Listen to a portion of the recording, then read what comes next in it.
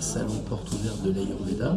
Et donc, je tenais un stand et également, j'ai eu l'occasion de faire une conférence. Et en ce moment, il y a d'autres conférences, c'est pour ça que je ne parle pas très fort.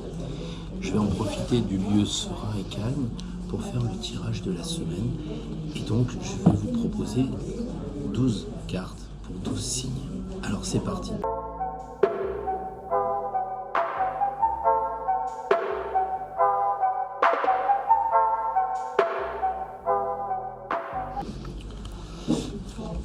Alors, pour nos amis du Bélier, la semaine qui s'annonce.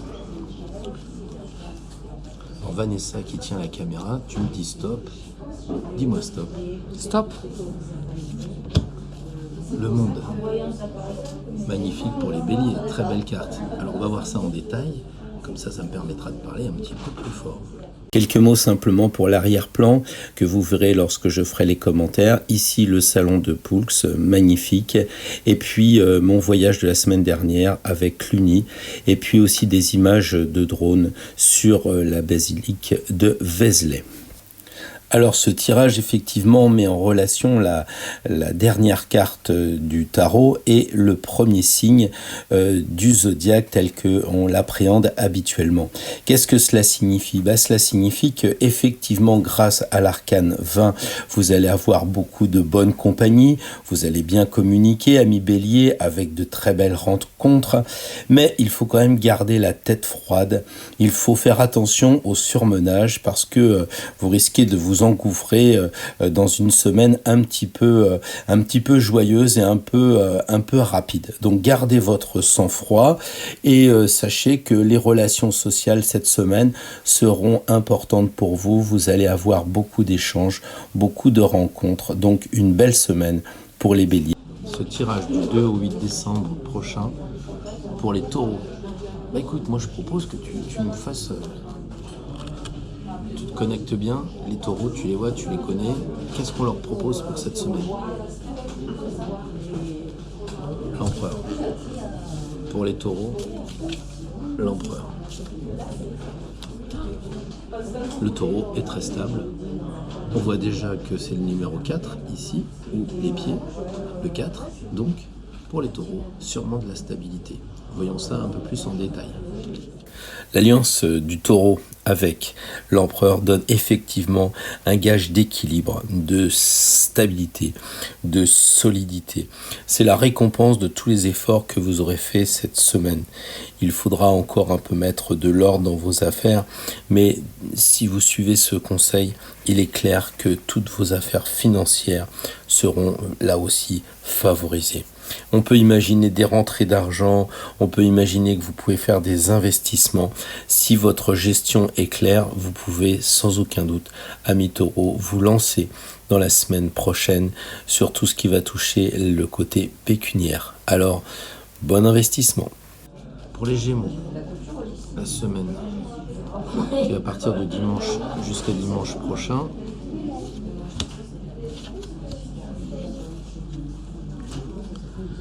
pour les Gémeaux, l'ancien, l'ermite, qu'est-ce que ça donne ? Prendre un petit peu de recul, de se calmer un petit peu et de réfléchir au passé. Voyons ça.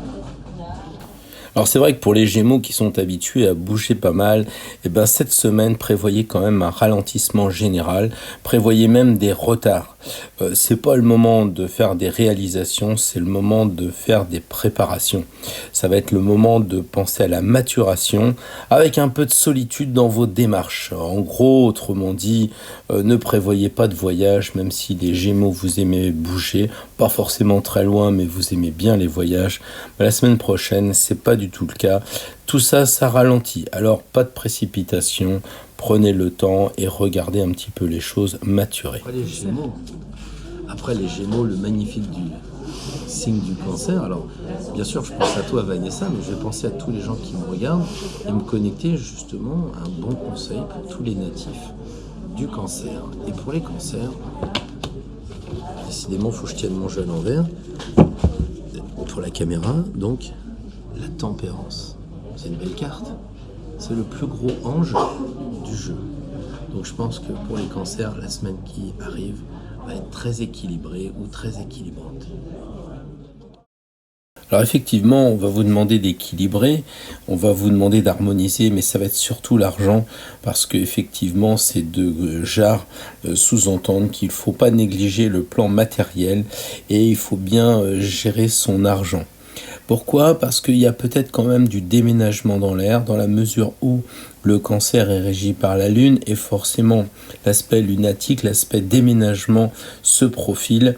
Donc il est probable que vous risquez d'avoir des éloignements, des rapprochements, quelque chose en accordéon avec les relations de votre famille. Donc il se pourrait que vous déménagiez, que vous fassiez peut-être même un voyage, qui sait, parce qu'avec les ailes, ça nous fait penser à l'avion. Allez donc savoir. Pour les signes du lion, le tirage de la semaine, c'est pas mieux, la force. Pour les lions, cette semaine, la force, donc beaucoup d'énergie. Pour des lions, tirer un lion, je pense que c'est pas un hasard, ça va être très solaire la semaine à venir. Oui, la force pour les lions, c'est sûr que cette semaine qui se profile se fera pas en douceur. Il va y avoir des énergies très fortes, peut-être même des passions. Alors, amis du lion, peut-être faut-il faire attention à ces conflits qui risquent de vous sortir de vos gonds. Soyez diplomate, évitez les pugilats, faites du sport et puis surtout faites attention à votre partenaire parce qu'avec la force, vous risquez d'avoir un franc-parler, un côté direct qui ne plaira pas forcément à votre partenaire, donc diplomatie. Après le lion, la Vierge. Pour les natifs de la Vierge, une petite pause, le pendu, prenez un peu de recul, regardez les choses à l'envers, et puis il y a bien d'autres choses, voyons ça quand même en détail. Pour être franc, ami de la Vierge, moi je vois carrément un blocage, je vois des limitations partout pour la semaine qui arrive, pas de retour possible en arrière, vous êtes pendu, donc voilà. Alors, ne baissez pas les bras, parce que dans la vie professionnelle, il n'y aura pas d'épanouissement possible, et puis alors, si vous vous entêtez ou si vous voulez absolument abandonner, c'est franchement pas le bon plan. Donc attention à la fatigue générale qui pointe le bout de son nez, et puis aussi attention à la jalousie qui pourrait se présenter dans vos pensées, voire même dans vos paroles. Donc un peu de prudence en ce domaine, amis du signe de la Vierge. Après le signe de la Vierge, on a quel signe ? Balance. Balance, avec l'accent. Balance. Alors pour les balances, tirage de la semaine, la force. C'est toute la différence avec le signe précédent où on avait déjà tiré la force. La force associée à la balance ne sera pas pareille que la force associée à notre signe. Donc il faut arriver à alchimiser le signe avec la carte. Qu'est-ce que ça nous donne si on... Une des caractéristiques de la balance, c'est l'intérêt qu'elle porte aux autres.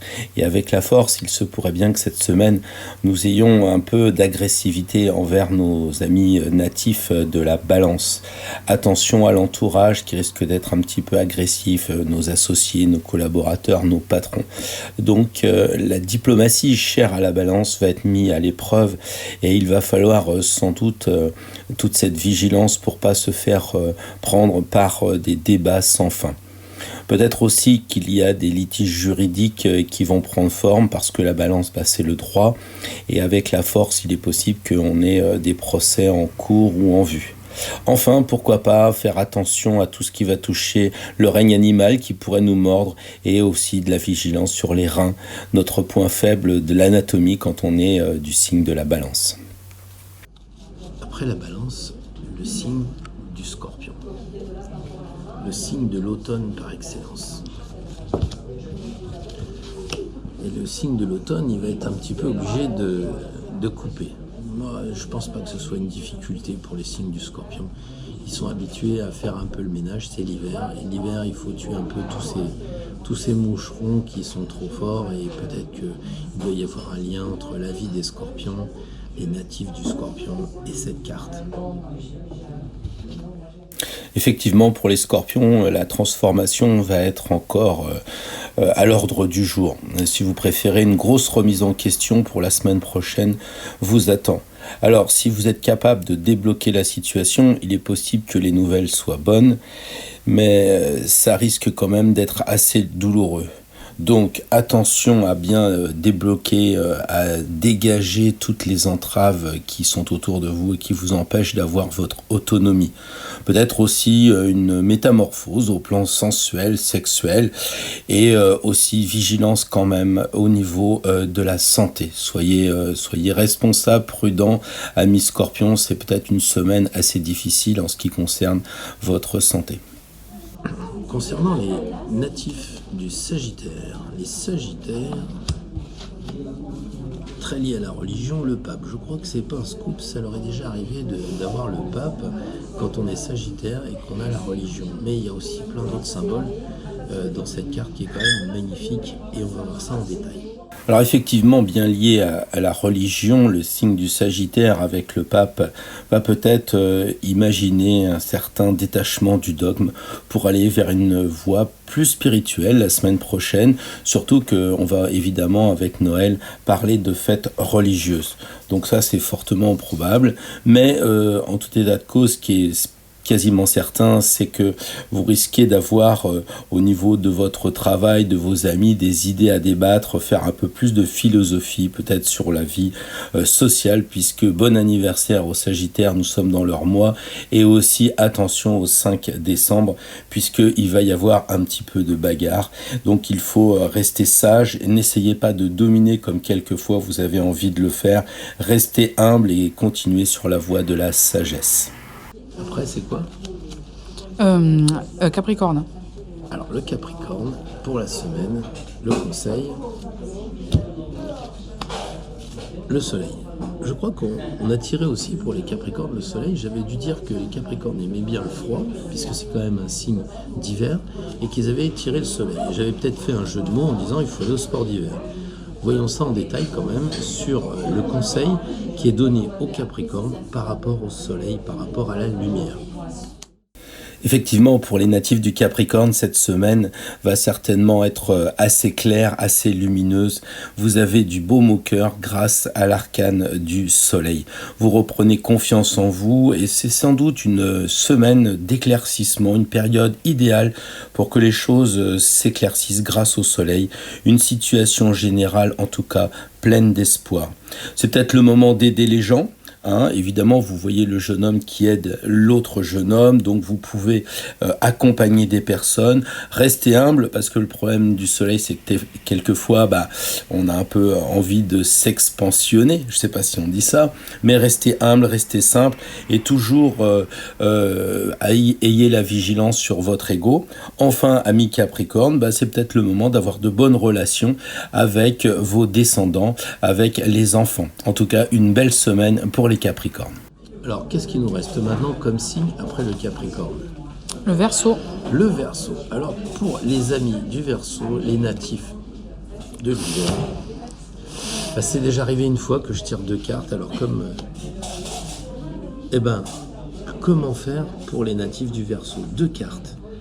Le pape et la roue de fortune. C'est un petit peu plus compliqué, mais ça va nous permettre de voir que c'est pas si difficile que ça. Il suffit simplement de lire les cartes comme elles se présentent, ce qu'elles veulent nous dire. Et là, ça s'adresse particulièrement au Verseau et pas à d'autres signes. Voyons ça en détail. Alors effectivement, c'est peut-être un petit peu plus difficile, mais si on est simple, on va voir qu'on peut interpréter très facilement. On sait déjà que le Verseau, c'est les amis et les projets. Donc la roue de fortune, ça va être probablement, comme son nom l'indique, une bonne fortune dans les relations que l'on aura avec nos amis, avec nos projets. Mais on sait aussi que la roue de fortune, elle tourne dans un sens ou dans un autre. Et là, c'est notre libre arbitre, c'est notre travail qui va nous donner un petit peu la direction. Il se peut qu'il y ait des irrégularités, des choses pas tout à fait logiques et cohérentes sur différents projets. À vous de modifier les plans, amis Verseau, puisque vous savez que la semaine prochaine, ça peut tourner dans un sens ou dans un autre sens, et profiter des opportunités. Pourquoi ? Parce que le pape est là et il bénit tout ce que vous allez entreprendre. Alors, n'hésitez pas, c'est quand même 2 cartes, la fortune et les bénédictions du pape, pour passer une excellente semaine prochaine. Alors après le tirage des Verseaux, il y a eu 2 cartes. Les Verseaux qui sont, on le sait, non conformistes, il leur faut 2 cartes. Quoi de différent des autres? Ça doit être ça chez les Verseaux, mais on va s'y faire. Pour les Poissons, un signe peut-être plus apaisé, plus calme. Qu'est-ce qu'on leur propose? On leur propose l'Empereur. Alors qu'est-ce que ça peut vouloir dire? L'association de cet empereur avec le signe des Poissons. Alors voyons ça en détail. Alors pour le dernier signe du zodiaque, mais qui n'est pas le dernier, qui est un parmi les 12 signes, eh bien l'empereur va nous donner une direction que vous aurez besoin un peu de vous affirmer, et notamment peut-être dans le domaine de l'immobilier ou dans le domaine de l'argent. Vous avez évidemment la possibilité d'avoir une protection par des personnes un peu plus mûres que vous. C'est le moment d'être particulièrement psychologue, ce que vous savez faire, les poissons, pour justement ne pas être trop fatigué par ces personnes à forte personnalité au travail. Vous risquez d'être confronté avec des gens un peu plus forts que vous au plan mental. Donc soyez psychologue, ne vous laissez pas faire et surtout pas trop d'empathie comme nous le savons, ce qui est un petit peu votre faiblesse. Donc affirmez-vous, regardez l'empereur, il tape du poing sur la table. Alors voilà, le tirage est maintenant terminé pour cette semaine du 2 au 8 décembre. Encore une fois, un très bel anniversaire au signe du Sagittaire. Et j'en profite pour remercier Nathalie Perrier qui a organisé ce magnifique salon où vous avez pu voir des images avec les sculptures de Richard Granado. Je vous invite vraiment à aller les voir. Donc merci Nathalie pour cet excellent week-end et ces beaux moments. Merci aussi à mon fils qui a permis de faire ses réalisations à Vézelay et puis ses photos à Cluny. Donc j'espère que l'arrière-plan, le fond vous aura plu. Je vous rappelle que vous pouvez toujours me demander les 12 derniers tirages que je vous envoie en fonction de votre signe, parce que vous avez dû remarquer que les tirages de cette semaine sont pas anodins, ils rappellent les tirages précédents, un petit peu comme s'il y avait une suite à ce que vous avez déjà fait. Est-ce qu'il n'y a pas des choses qui n'ont pas été accomplies pour que les tirages se repointent une nouvelle fois? À vous de le dire, à vous d'étudier. Peut-être que pour tous ces conseils vous aident à aller de plus en plus précisément et correspondre le mieux possible à votre chemin. En tout cas, n'hésitez pas, le pouce bleu, partagez avec vos amis si vous pouvez, de façon à ce que la chaîne prenne un peu de dimension et qu'on aille toujours plus loin avec de plus en plus de personnes, mais pas le nombre des vraies personnes.